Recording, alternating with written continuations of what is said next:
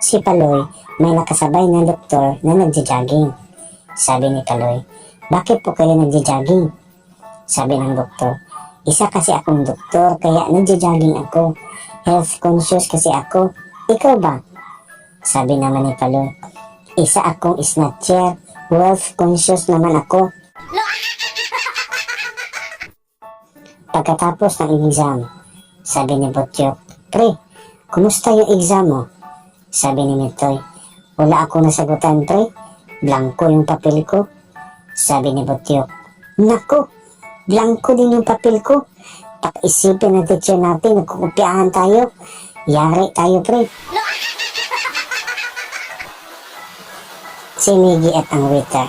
Sabi ni Miggy, sobrang linis talaga ng restaurant niyo, no? Sabi ng waiter, salamat naman kung ganun, sir. Nga pala, bakit nyo pala nasabi yun, sir? Sabi ni Miggy, lahat kasi ng pagkain nyo may sabon eh. Ito nga, bumubula na rin ang bunganga ko, oh. Si Binoy pumunta ng palengke. Sabi ni Binoy, ate, may pakpak po ba kayo?